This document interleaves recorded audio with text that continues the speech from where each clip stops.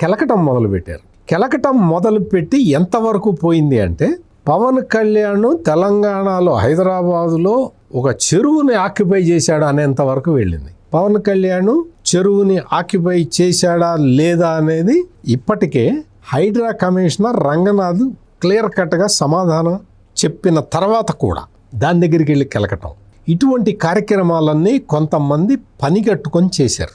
ఈ పనిగట్టుకొని చేసిన వాళ్ళ పేర్లు మీరు ఒక లిస్టు తయారు చేసుకోండి.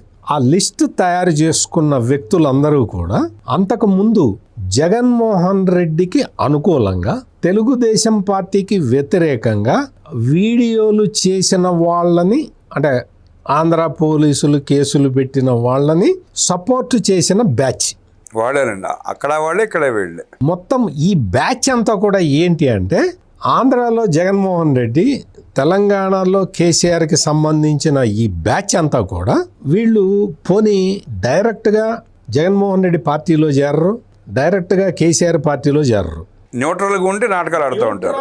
న్యూట్రల్గా కూడా కాదు, వాళ్ళ స్వార్థం కోసం ఎవరినన్నా వాడుకునే బ్యాచ్ ఇదంతా. ఇటువంటి బ్యాచ్ అంతా కలిసి ఈ ప్రొఫెసర్ నాగేశ్వర్ని భుజానేసుకున్నది. అంతకు ముందు ఒక జర్నలిస్ట్ మీద ఆంధ్ర ప్రభుత్వం కేసులు పెట్టిందని చెప్పా కదా, అతన్ని కూడా ఇట్టగే భుజానేసుకున్నారు. జనరల్గా ప్రొఫెసర్ నాగేశ్వరికి కానీ నాకు కానీ కొంచెం జ్ఞానం ఉండాలి, వివేచన జ్ఞానం ఉండాలి.